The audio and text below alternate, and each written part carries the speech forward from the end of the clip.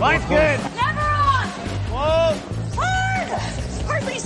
Come on, Brent. Line's good. Got real close. The hair high, right? Try and hit 2/3. Have they saved it for her? Yes, they have.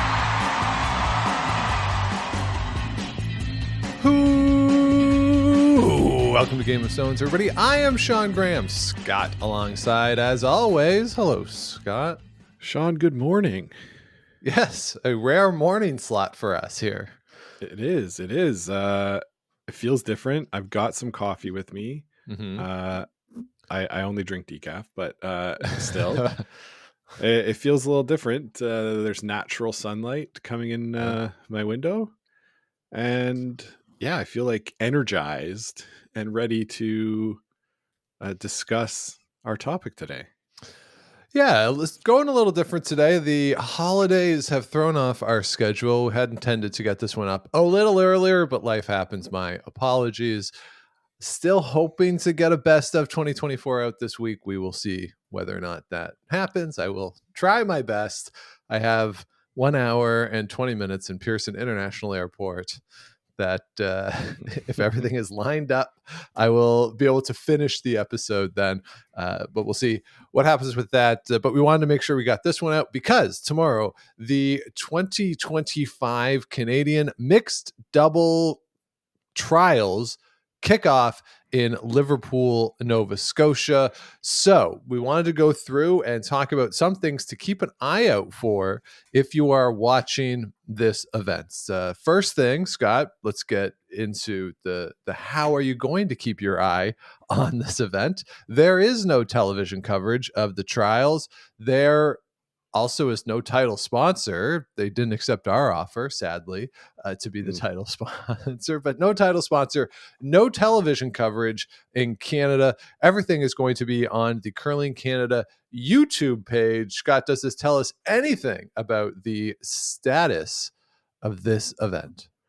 Well, I think it tells us more about the status of Curling Canada Plus than this event, but I'm quite happy that this event will be on YouTube. I just re-upped my YouTube Premium subscription. There you go. To have no ads, and honestly, it's sort of the most valuable streaming subscription that I have, I think. So having the curling stuff on here is just sort of an extra bonus. I never understood why they went away. We've talked about that a lot from YouTube, but the reach will be greatest, I believe, with YouTube, as opposed to another streamer or even on TV.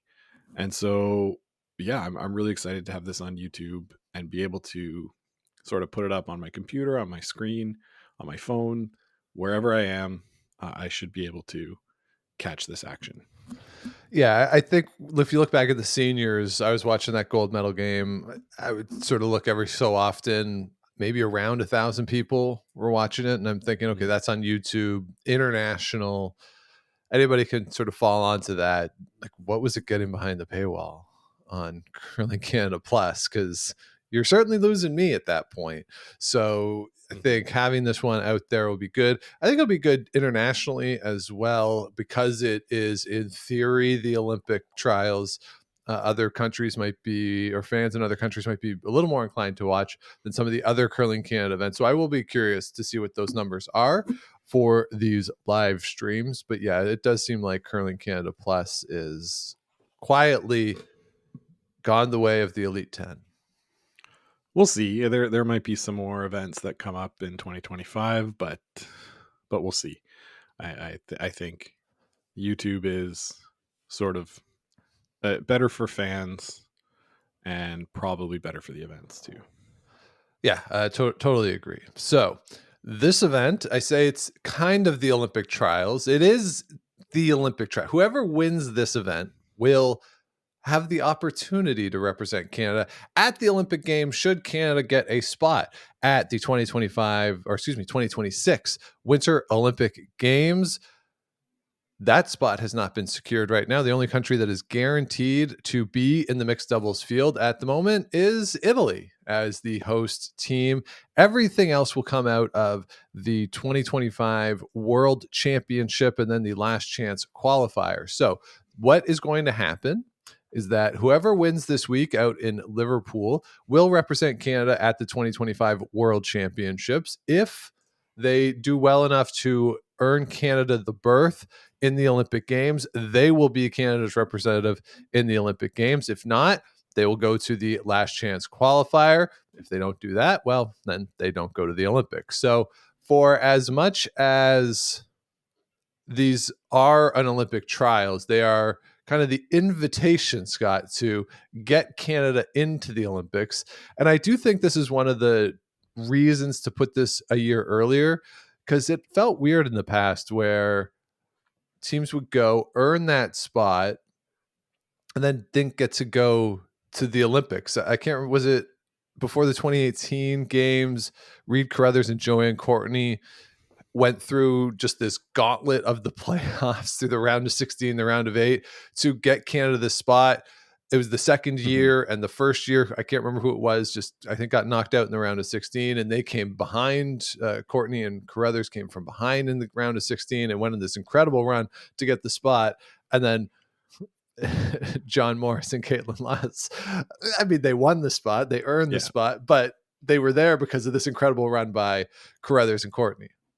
Yeah, so you're right. This is that kind of situation we talked about with Team England earlier this year, of how, the one team qualified for the European Championship A pool, and then they had to, re-qualify to get that spot. So this is a good way, doing it this far in advance, to ensure that there's one team who's already decided, whose focus can be on mixed doubles and can be the ones who have agency in getting Canada into the field.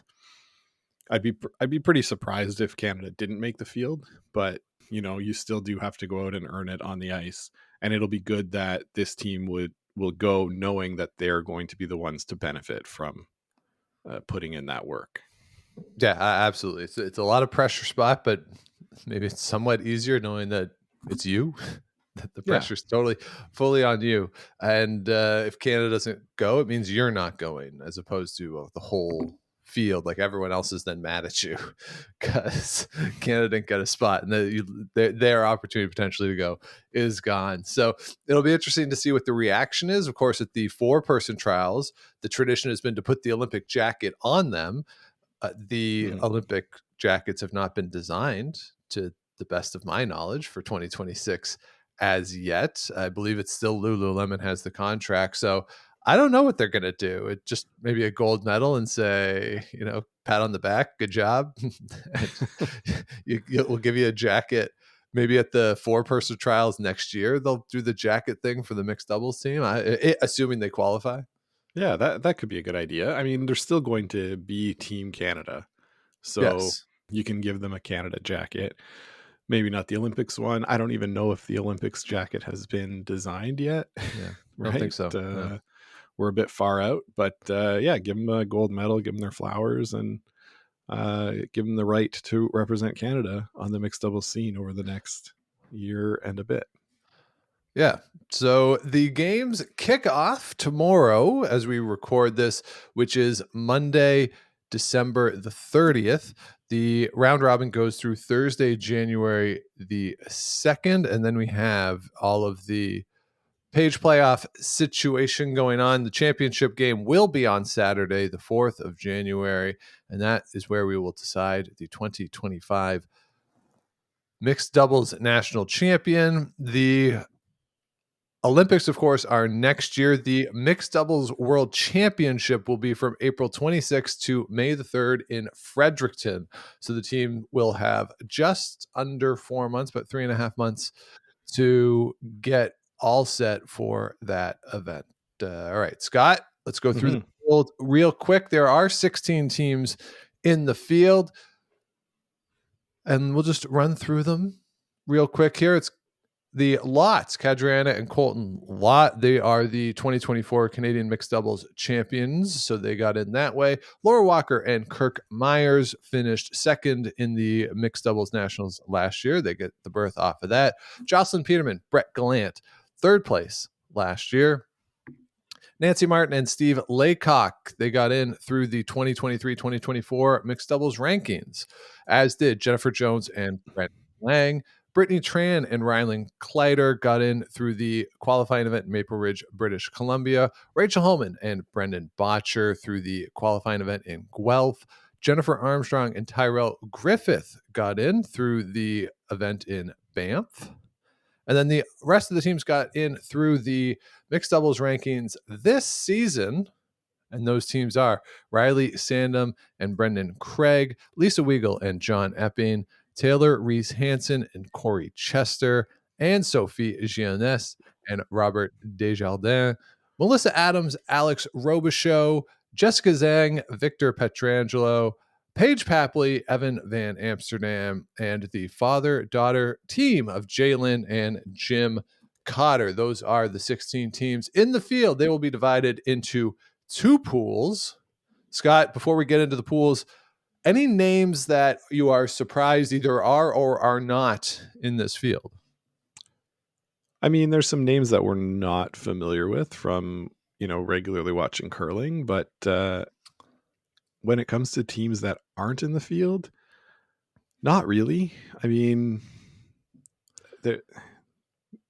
these are sort of the teams that would have played a lot together. Maybe you're a little surprised Laurie St. George isn't there with Felix they stopped playing. So, well, they still had points. They'd still earned points. True. But I can't think of any mixed doubles specialists off the top of my head who I'm surprised aren't there.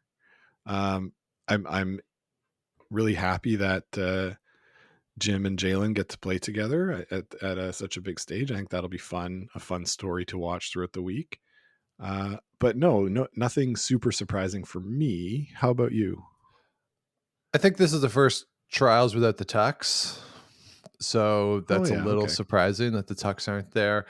And you always just kind of expect John Morris to pop his head up with a partner and find his way into one of these fields.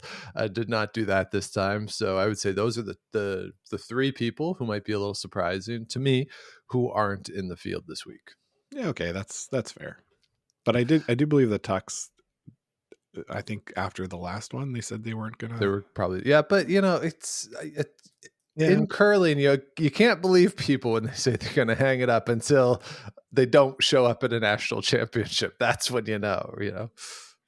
Yeah, fair. Yeah. All right, so there will be 2 pools of 8, and there will be a round robin, 7-game round robin. Here, let's run through the 2 pools real quick.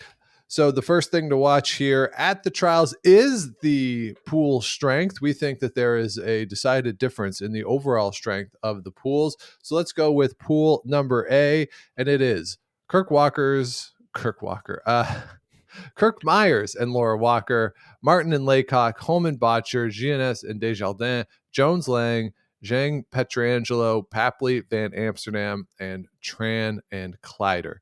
Those are the 8 teams in that pool. Scott, I think that is a very strong and deep pool here that is a lot deeper than Pool B. Yeah, so the way they organize the pools, Sean, is the top or the 16 teams were ranked based on their team rankings, and Pool A is seed 1, 4, 5, 8. No, my math is off, but that way, sort of through that way, I guess 9, 8, 9, and then 11. Anyway, math on the podcast is fun. And so just based on the way that the teams earned points, it shook out this way.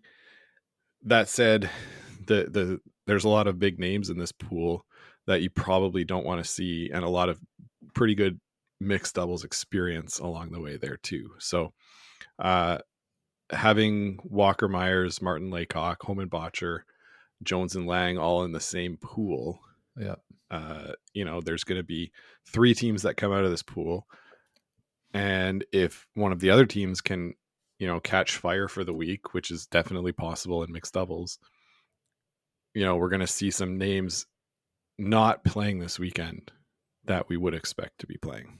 Yeah, like if Brittany Tran and Rylan Kleider have a good week, which they're certainly capable of, then like you would just in handicapping this, you'd probably put them as maybe 5th. in what your expectations are, but they can easily make the playoffs, and that would dump out another team that you would expect to see in. So yeah, Walker and Myers, this is kind of like this is what their focus has been. Nancy Martin and Steve Laycock. Yeah, on the 4-person side, you might not expect them to make a playoff at this point in their careers, but they've been really good on the mixed doubles circuit. A lot of focus onto this discipline. They really know what they're doing. Homan and Botcher are two of the best shot makers in the world. And Jones and Lang won this 2 years ago. They won the Nationals. So those are really good players who have success at this level. So this is just an absolutely just a minefield of a pool. Over on the other side, still good, of course, but I don't think quite as deep as you have the Lots, Sandham and Craig, Weigel and Epping, Adams, Robichaud, the Cotters, Armstrong and Griffith, Peterman, Gallant, and Reese Hansen and Chester. Yeah, and maybe not quite as deep, but a lot of strong teams there as well, Sean. So it's going to be.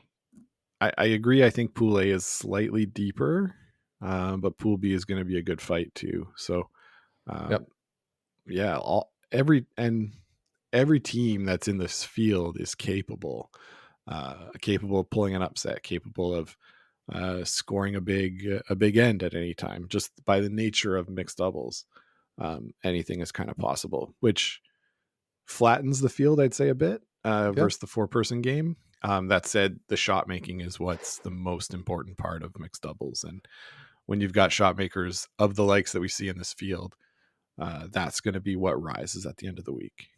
Yep, 100%. And the other thing too, that as you say, shot making is the most important. Strategy doesn't come in as much in mixed doubles. So yeah, having someone like Jennifer Jones who's seen everything, that's like great on angles for sure, but in terms of just a pure strategy advantage over younger teams, you don't see that in mixed doubles quite as much as in the 4-person game. Yeah, the strategy is kind of the same. Yeah, all the time. So, with very few exceptions. So, shot making is king. Yep. I will say too, this Pool B with the Lots and Peterman and Gallant. Now, obviously, I haven't seen every game that those two teams have played, but whenever I've seen a game that they've played, it's been really good. I think that the final a couple years ago that the Lots won, the Kedriana Lot incredible draw that she made, that was against Peterman and Gallant, and that was a great game back and forth. So that's a game to kind of circle and keep an eye out for when they play each other, which good job by the organizers. It's the last draw.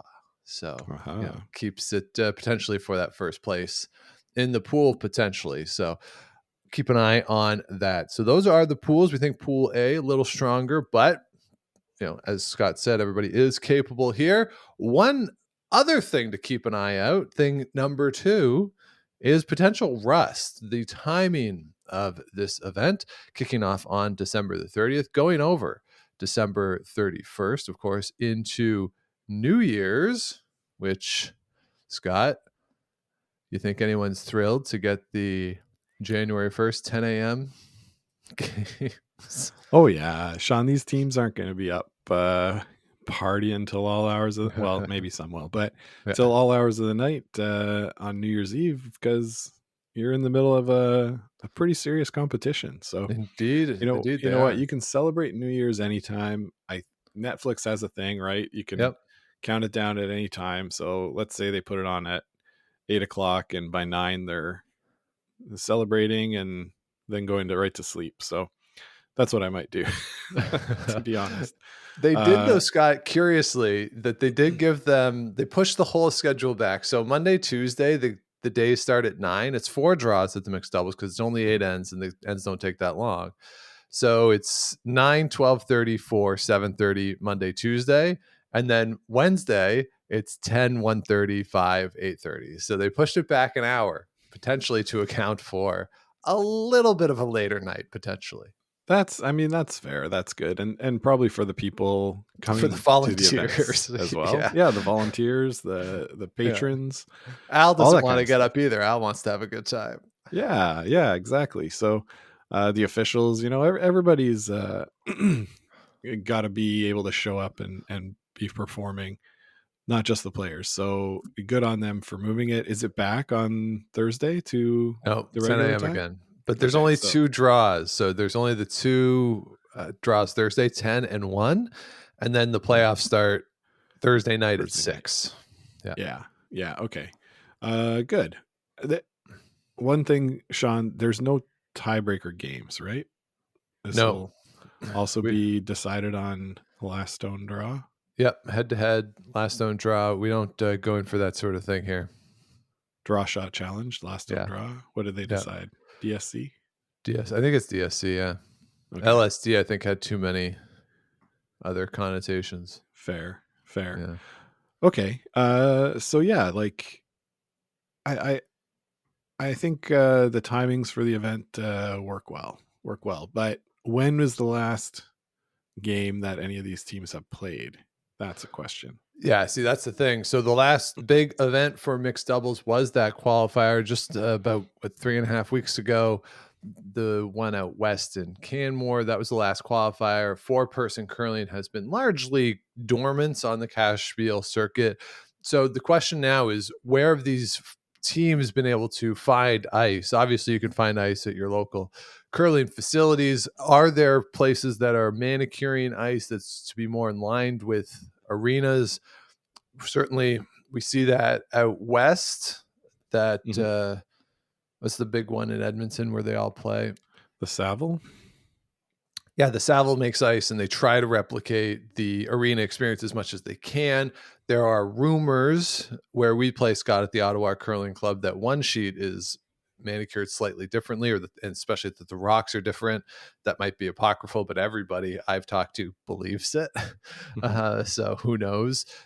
Because of the teams that come in and practice there. So that's going to be, I think, one of the challenges for the individuals who don't live close to a bigger city that has a deeper curling field, especially those East Coast teams, where they're getting their practice ice, especially as it relates to arenas. So if you're practicing on straighter, potentially slower club ice, and you haven't been on in a competition in a while, especially in a bigger facility, how does that rust factor play in? And we talk about it every year at the Scotties and the Briar. Here at this event, you don't even have as much time to gear up because the ends are shorter and you're only playing 8 of them. So does this put teams that haven't had the same level of competition or don't have the same level of experience on arena ice in that much deeper of a hole coming into this event? I think that is something to keep an eye on. Yeah, it could be for sure. The ice conditions are always a little bit different everywhere you play, and whoever picks up on it, first is going to definitely have the advantage. So if you're used to playing on such a type of ice, then yeah, you're going to definitely have the advantage. I think all of these teams pretty much should be okay, should be used to the conditions that we'll expect in Liverpool, but there's definitely some that play more often than others, and so I could see that being a storyline.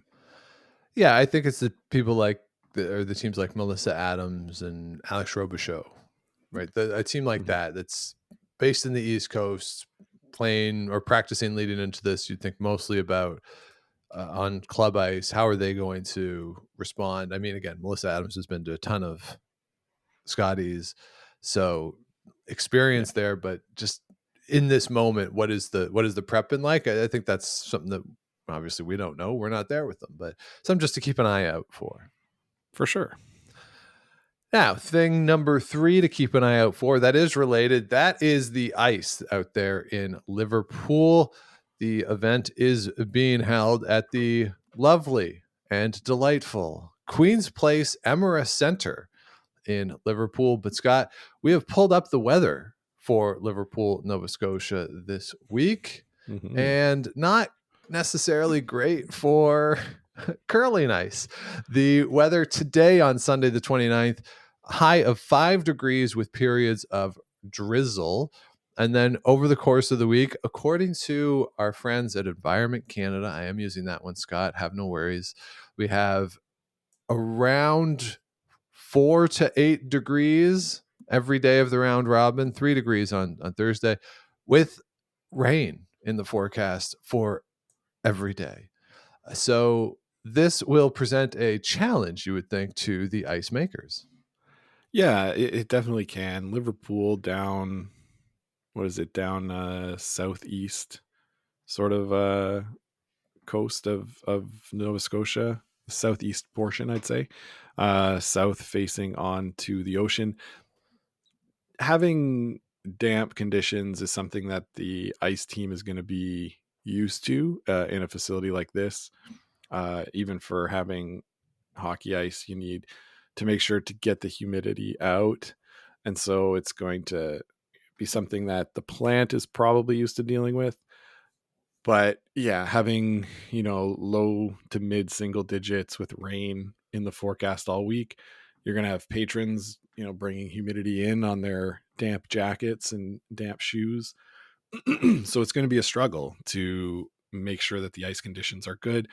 Having shorter games, I think, will help, right? The time for the games is a lot shorter. And so there's going to be more time for the ice technicians to get on there, scrape, pebble, take care of the ice rather than having it sit for 3 hours during a 4-person match. It's only an hour and a half to 2 for a mixed doubles event. So I think that will help, but definitely something to watch if the conditions hold as forecast. And in Nova Scotia in the winter with a southerly flow, it's going to be rainy and foggy and quite humid. So definitely something to look out for. So Scott, you're right. Liverpool down, sort of south part of Nova Scotia. It goes along the Mersey River. So just a little bit inland from the ocean, not much, but the Mersey River runs through Liverpool, separates it from Bristol. And according to this map, the Queen's Place Amira Center is technically in Bristol. Oh my goodness. So we've said Liverpool, and the whole time it's really been Bristol. Oh boy. Yeah, what a shocking development. Although the Best Western Bristol is in, or Liverpool again appears to be in what, according to this map, is Bristol. So I don't know. Well, we won't hold it against them. Yeah, we won't. So there you go. So yeah, just something to keep track of. Does the ice stay? This is what the players always say. Does it stay consistent? That's really all they want. So if it is a little slower, a little straighter because of the weather and the moisture in the air, that's okay. But if there's a shift in the weather, especially as we look later into the week, Scott, it gets a little colder Friday, Saturday for the playoffs. Still looks like there's some moisture in the air, chance of snow. But if it gets a little colder, does it change for the playoffs a little faster, a little more curl? That'll be something to keep an eye on as we get through into the later part of the week. And again, there are teams that play on, or players who play in the 4-person game on arena ice all the time, changing conditions, that might have more experience with this and can adapt to potentially changing ice conditions based on the weather a little quicker than some of the other teams. Not that they can't, but they might recognize some of the trends just a little faster. Yeah, absolutely. All right, fourth thing to keep an eye out for during this event is the power play. Of course, the power play is fully into the mixed doubles game now. What that means is that instead of having the normal setup on the center line, you get to shift everything over to a corner guard, and the stationary stone in the house goes from behind the tee line to just above the tee line. That is the difference. It is designed, or was intended initially, to be an offensive maneuver, but we've seen over the past few years it has really come into play as a defensive maneuver. So if you have the hammer, you're up by a point or up by 2 points late in the game, you might go into that power play to prevent a steal from happening, shift the play over. The strategy on the other side also seems to be that you to take a stone and take the guard, tap it into the house so that it is no longer in play. That is also part of the strategy of this. But Scott, I'm curious to see what the evolution of the power play looks like.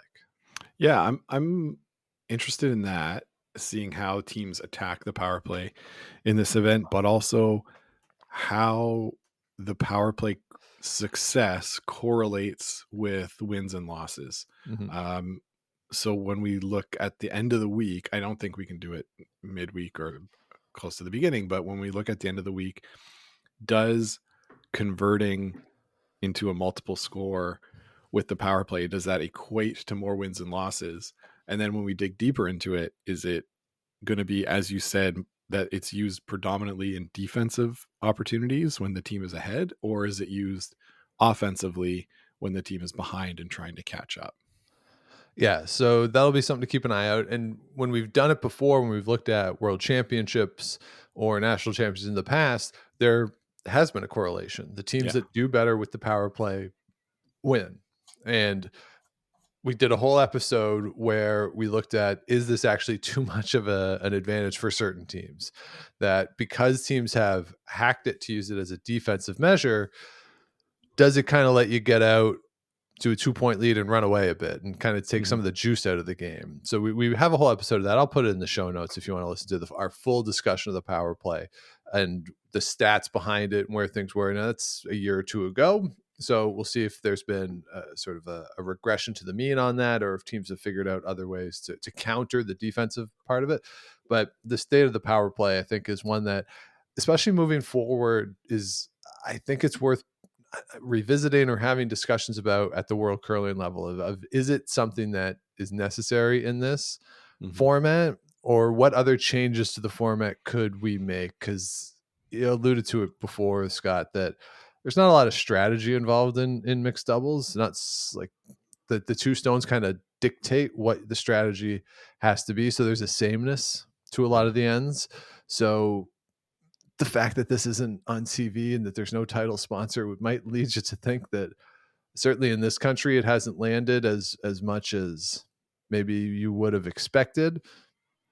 Not that Canada's the be all and end all of the curling world, because it has brought other countries into play at a high level in a very interesting way, that it gives access to other countries to compete at world events.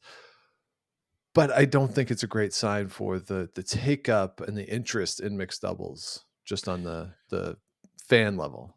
Yeah, we've seen, Sean, in the NFL this year that you can only do an onside kick when you're losing. So maybe they look at that. You can only do a power play if you're behind and Yeah. trailing. We could see what the implications are under that situation. But yeah, once we come out of this quad, when it comes to mixed doubles, there'll be a chance to reevaluate sort of the rules and what tweaks could be made to make the games a little more interesting. Yeah, But we'll see. We'll see how that goes. That'll go down in the book for a summer episode here on how we could do that. And the final thing to keep an eye on during the 2025 Canadian mixed doubles trials, that is the playoff format. It is going to be the format that has been used at the Scotties and the Brier the last couple of years, where there's a crossover game. The first place team will play the second place team in the opposite pool. Winner goes to the 1-2 game. Loser plays the third place finisher, or plays a third place finisher, and the winner of those games goes into the 3-4 game. Then you have the traditional page after that. Scott, this is part of Curling Canada's continued effort to ensure that the best teams over the course of the week win while still having playoffs. So the page already feeds into that. Having this extra kind of pre-page game further helps to ensure that you have those top teams into the final, which is what Curling Canada wants. And fair enough to them. It's hard to blame them for that. But the playoff format in mixed doubles, can somebody get on that run from the third place finishers? Can somebody get through that gauntlet, get to a final? They can. We've seen it before. Tough, though, and the playoff format certainly does favor finishing first or second in the pool. So late in the week, those games, especially you mentioned the lots against Peterman and Gallant, if another team in that pool has had a really successful week, if that's a game for second place, that's a huge game. Yeah, for sure. It's a huge game. I like this format a little bit more for mixed doubles than I do for the 4-person game, just because there is so much more variance, I think, in mixed doubles, where Yep.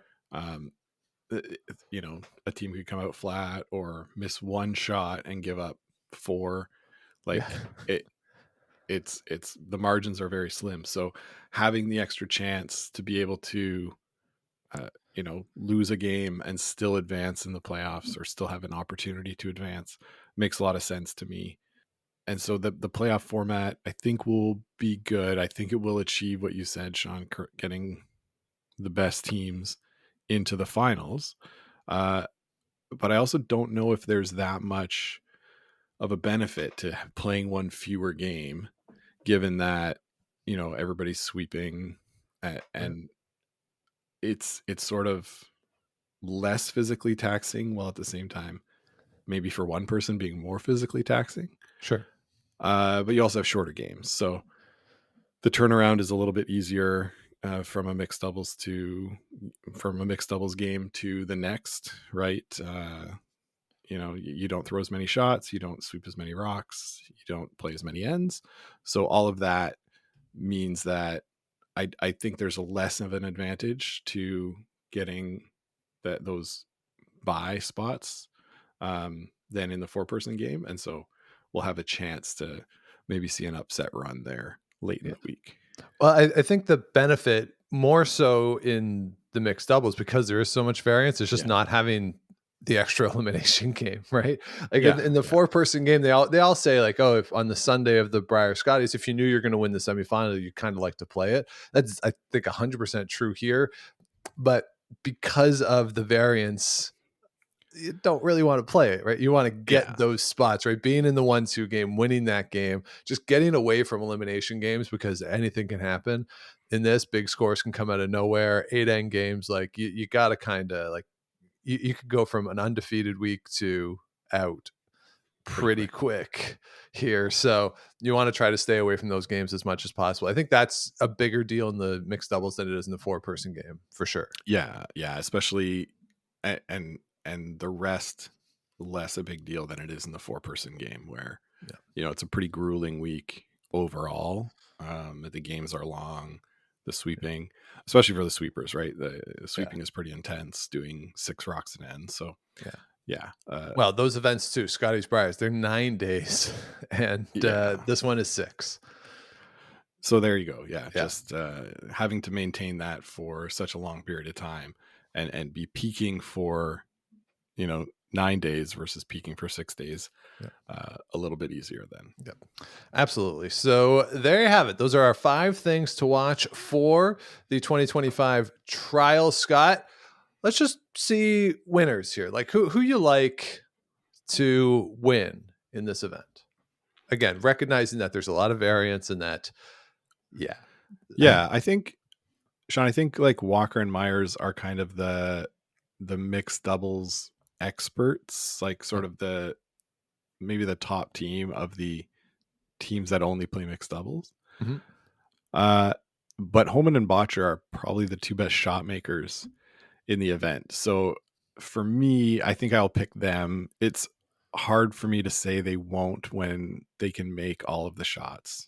So that's where I'm going to go. Yeah, I think that's really fair. 2 of the best in the world at shooting. I'm going to go with Peterman and Gallant to win they've always sort of, whenever they're in the Nationals, they're always in the playoffs, top of the field. They've won at least 1, if not 2. So I'll go with Peterman and Gallant here. But again, recognizing that there is a lot of variance in these events. So who knows who's going to win? That's why we won't do like a big pick thing, because it's tough on the mixed doubles side. So there you go. All kicks off tomorrow morning. As I mentioned, the draw times locally on Monday are starting at 9 a.m. So that would be 10 a.m. 8 a.m. here on Eastern time, and even earlier if you're out west. And then starting on Wednesday, 10 a.m. local, kicking off in the morning. So again, for Monday, Tuesday, 9, 12:30, 4, 7:30, and then Wednesday, it'll be 10, 1:30, 5, 8:30. On Thursday, 10 and 1, and then the playoffs kick off 6 p.m. Atlantic time on January the 2nd. The final will go at 2 p.m. Atlantic time. That's going to be 1 p.m. Eastern time, noon in the Central Time Zone, 11 a.m. in the Mountain Time Zone, and of course, that will be 10 a.m. in British Columbia, 2:30 p.m. in Newfoundland. Thanks, Brian. Yes. So with that, we'll say enjoy the trials, everybody. That's going to do it for us this week. If you have not yet, please do subscribe wherever you get your podcast, like, rate, comment, all that good stuff. Helps other people find the show, keeps us growing. Head on over to GameOfThronesPod.com. All of the past episodes are there, plus a link to the merch. We're on the socials at Game of Stones Pod, Game of Stones Podcast, though, on Facebook. And if you want to let us know what you want to hear on the show, Game of Stones Podcast at gmail.com. Scott, there is 2 full days left in 2024. Any big highlights from the year that you want to take note of as we are about to flip the calendar? Oh, I'm just excited, Sean, for a new year. Good, always good to sort of look at things with a new clean slate, even though it's just sort of all made up. But yeah, I had a fun 2024 overall. Got to take some fun trips and see some fun things. Nice. But you know what? I'm looking forward to a better season of Blue Jays baseball, because holy God, watching them was annoying, and I did it anyway, and I just don't want to. I don't want to be a part of that team that scores no runs kind of not fun era. Well, it's a anymore. good thing they got a second baseman who is not a good hitter. I know, right? God. Yeah. And you and I talked about this, that we keep hearing, oh, they're in on this person, but like, who cares? Tell me when you sign someone. Yeah. You They're in know? on everybody. And then this thing about Corbin Burns, that apparently they and the Giants offered him more money than Arizona, and he went with Arizona. Now, more money in total gross dollars in Toronto and California might actually mean less money to Corbin Burns than he's actually going to get being in Arizona, given the tax situation. But still, it is somewhat surprising. Like, I could see, okay, I don't want to go to the American League East. I just did a year there. Okay, fine, whatever. But I mean, San Francisco, that park is huge. Mm-hmm. So who knows? But yeah, like the tax thing, I have read a proposal, I think it was in The Athletic, that sports leagues should have net salary caps, right? Or for salary cap leagues, have net salary cap as opposed to gross, because it gives such an advantage to teams in Florida and Texas, I guess in this case in Arizona, that have these different tax laws. And God help us if they ever got a team in New Hampshire. Those, yeah. But Well, I think that's an interesting thought experiment. And I think it was based on, it was an NHL writer who noted that, look at how well the Florida teams have done. And that potentially is this built-in advantage for them. But it's not like the Tampa Bay Rays or the Marlins are signing free agents, you know? So no, but that's because their owners are cheap. Yeah. I think that's a good idea. There's probably a way to have a flat tax across the leagues, which then get distributed to the states based on a percentage of the players that play there. Like have the league collect the tax and then remit based on where the players play, so that it's an even, so it comes evenly from everybody and then goes to the states accordingly. So that way everybody's paying the same tax no matter where you play. There's no consideration for that. That might be a situation. But then they're not paying a personal state income tax, and I'm sure there's legal. The chances of that actually happening would be very, or the actually implementing that would be probably very difficult, because how do they then file their taxes? Yeah, you're right. I would say they don't. The league does it on their behalf.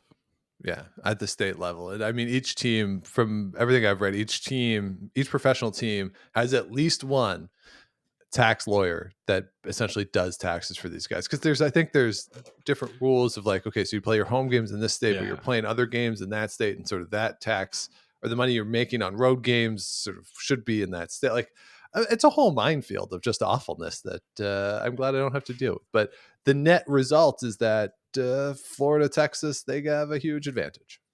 Yeah, exactly. It gives me a headache thinking about it, but you're right. They do have a huge advantage. And so anyhow, yeah. But I would also think hoping. that cities with a lower cost of living overall, like you would think that Columbus, maybe Columbus is actually very expensive because the university, I don't know, but you would think a place like that, you should be able to draw players because you can get a nice house for less money than you could in Los Angeles.